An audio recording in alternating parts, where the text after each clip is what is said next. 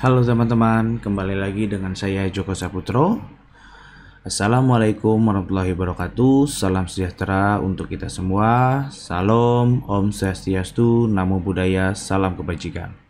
Oke, pada video kali ini kita akan belajar atau memberikan panduan instalasi Git di tahun 2025. Oke, bagaimana caranya? Yuk kita langsung saja simak pada videonya. Oke, pertama-tama sebelum kita melakukan instalasi Git, kita harus cek dulu operating system kita yang menggunakan 32 bit atau 64 bit. Oke, kalau misalnya teman-teman ingin cek, bisa langsung saja klik di kolom search, kemudian di sistem ya, sistem information. Ya, untuk pengguna Windows 11, saya di sini mendemokannya untuk pengguna Windows 11. Oke. Kemudian di sini sudah terlihat ya, pada sistem type-nya kita menggunakan 64. Oke. Lalu kemudian kita coba cek di CMD ya, atau teman-teman boleh ketik terminal jika sudah ada. Jika belum, saya coba cek CMD. Kemudian nanti akan keluar, kita coba git v ya. Ternyata gitnya belum ada, atau kita coba git sama sekali. Oke, kalau misalnya kita ditambahkan di sini pakai Windows PowerShell, di sini teman-teman bisa klik saja ya. Kemudian git, dia juga belum ada, git min v, oke, belum ada. Oke, kalau seperti itu kita lupakan saja. Kemudian kita buka browser kesayangan teman-teman. Saya di sini menggunakan Microsoft Edge. Oke, kemudian langsung saja teman-teman kunjungi Git gitu ya. Nah, kemudian akan ada halaman ya yang memberikan atau redirect kepada halaman Git download. Nah, teman-teman di sini langsung saja akan diarahkan kepada Git download. Nah, kemudian jika teman-teman menggunakan platform atau operating system macOS, teman-teman bisa klik ini, atau teman-teman yang menggunakan sistem operasi Linux atau Unix, teman-teman bisa klik ini. Nah, kebetulan jika kita Windows ya, teman-teman bisa langsung saja klik download for Windows. Tinggal diklik lalu akan diarahkan, teman-teman bisa pilih. Di sini ada klik download untuk versi 250 ya. Kemudian ada versi yang lainnya, yaitu Git for Windows X64 Setup, yaitu untuk standalone installer. Teman-teman boleh pilih mau yang ini standalone installer atau klik here to download, itu sama saja gitu ya. Oke, saya coba install ini ya, kemudian kita tunggu sampai proses downloadnya selesai. Oke, sambil menunggu saya coba sedikit ya memberikan overview apa itu Git. Jadi kalau misalkan kita lihat ya, kita lihat di dalam dokumentasinya gitu ya, atau kita bisa search di sini di depan ya. Di sini dijelaskan Git itu adalah free and open source distribution version control system ya, yang dimana designed to handle everything from small to very large project with speed and efficiency. Nah, kalau misalkan kita coba terjemahkan, Git ini merupakan sebuah sistem version control yang terdistribusi. Dia sifatnya free dan open source, yang dimana kita bisa menggunakannya secara gratis. Dan Git ini akan bermanfaat untuk kita mengelola sebuah proyek kecil maupun proyek besar secara efisien ya. Karena pada saat kita berkolaborasi dalam menggunakan proyek atau dalam mengelola proyek, Git ini akan sangat bermanfaat ya, akan sangat terasa bagi kita calon developer engineer ya, dalam berkolaborasi dengan engineer lainnya. Nah, standarnya secara industri itu biasanya teman-teman industri itu pasti akan meminta ya teman-teman untuk bisa berkolaborasi menggunakan Git dan juga GitHub sebagai cloud repositorinya. Oke, di sini sudah ya, kita coba buka, kemudian nanti akan muncul seperti ini, kemudian teman-teman klik saja 2 kali ya, kemudian akan ada pop up ya, user account control, klik aja yes ya, kemudian akan ada muncul seperti ini gitu ya, akan ada muncul seperti ini.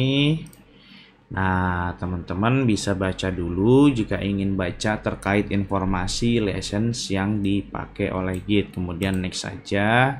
Kemudian teman-teman bisa arahkan nih instalasi Git-nya mau di mana gitu ya, mau di D, mau di folder apapun boleh. Saya biarkan aja default. Kemudian di sini teman-teman bisa menambahkan additional icon desktop Git-nya kepada desktop atau tidak juga tidak apa-apa. Nah, jika di sini nih ada fitur baru katanya add Git base to profile to Windows Terminal. Nah, di sini jika memang teman-teman ingin menambahkan Git base ini ke dalam profil Windows Terminal boleh. Kalau saya tidak, biarkan saja. Kemudian ini kalau teman-teman kalau teman-teman tidak ingin menambahkan Git-nya di dalam start menu folder, boleh klik ini. Jadi do not create ya, kita tidak mengizinkan Git-nya dibuat di dalam start menu folder, yaitu di bagian sini nih, maksudnya start menu nih ya. Kemudian kita next aja. Nah, di sini kita akan diarahkan default untuk editor Git-nya. Jika teman-teman sudah melakukan instalasi Visual Studio Code, boleh menggunakan ini atau menggunakan jenis Git lainnya. Kalau saya karena sudah install ya boleh saya arahkan ke sini. Kemudian nah, di sini lihat ya, ketika menggunakan Visual Studio Code yang sifatnya open source, di sini ada warningnya yang dimana kita membutuhkan instalasi only ya di dalam user atau di dalam penggunaan operating system kita. Yaitu tandanya jika teman-teman menggunakan Visual Studio Code, maka disarankan untuk terlebih dahulu menginstal Visual Studio Code-nya. Atau memang jika mau default ya tadi bisa gunakan Vim ya. Nah, Vim boleh ya. Jadi saya coba boleh ini saja. Kemudian next. Kemudian di sini ya kita akan coba melakukan override ya untuk default branch-nya ya di saat kita membuat repository baru gitu ya. Nah, biasanya kan kalau kita menggunakan yang atas, ketika kita membuat sebuah repository baru itu akan diinisialisasi sebagai master. Nah, di dalam setup ini kita bisa setting ya, masternya kita override menjadi main misalnya seperti itu. Ya, ini sebenarnya preferensi pengguna ya, sebenarnya yang biasa pengguna gunakan gitu ya. Mau yang berupa master atau main juga sama saja, tidak masalah. Kalau saya ingin main saja, next. Kemudian di sini ada rekomendasi untuk third party ya. Nah, di sini kalau misalnya teman-teman pengen menggunakan pure Git from Git base only, boleh ini. Kalau saya menggunakan third party saja karena untuk kemudahan dan lain sebagainya di kemudian hari. Oke, kita next saja. Kemudian di sini kita akan pilih bundled ya dengan OpenSSH, next. Kemudian ini native Windows Secure Channel Library-nya kita next. Kemudian ini Windows style-nya juga kita next. Kemudian ini default terminalnya juga kita next. Kemudian fast forward or merge-nya kita next. Kemudian git credential kita next. Kemudian enable-nya juga kita next. Oke, kita tunggu proses instalasinya sampai selesai. Ya, ini tidak lama kok. Tapi juga bisa menjadi sebuah proses yang cukup memakan waktu jika memang perangkat teman-teman katakanlah tidak atau belum menggunakan SSD storage atau RAM-nya belum NVMe dan sebagainya. Itu juga mempengaruhi proses instalasi. So, di tahap ini teman-teman mesti bersabar. Oke, bentar lagi selesai. Nah, nih bentar lagi selesai nih. Ya, di sini ketika teman-teman ingin melihat ya catatan rilis, teman-teman bisa di checklist kemudian finish. Jika tidak, saya tidak. Kemudian ketika langsung akan menjalankan Git base-nya bisa checklist, saya tidak, finish saja. Nah, kemudian kita verifikasi di terminal ya. Saya coba di terminal, kemudian saya coba Git V. Nah, di sini sudah ada nih ya, sudah terinstall. Atau kita coba mana komen ya, Git. Nah, tuh sudah ada ya. Jadi sudah terinstall. Nah, kalau pengen versi juga sama, Git min v. Nah, juga sama ya. Oke, jadi sampai sini tahapan instalasi sudah selesai dan sudah terinstall dengan baik. Kemudian jika kita akan melihat kepada mana dokumentasinya. Nah, ini dokumentasinya, misalnya kita di sini ya, Git setup ya. Nah, di sini setelah kita melakukan instalasi itu seharusnya kita diarahkan untuk nih gitu ya, read the book. Nih, kemudian nih first time Git setup. Nah, dimana kita dianjurkan untuk melakukan setup identity, yang dimana kita bisa melakukan perintah seperti ini ya, dan juga emailnya juga seperti ini, itu di Git global ya. Untuk melihat konfigurasi yang sudah dilakukan, teman-teman bisa melakukannya dengan perintah ini.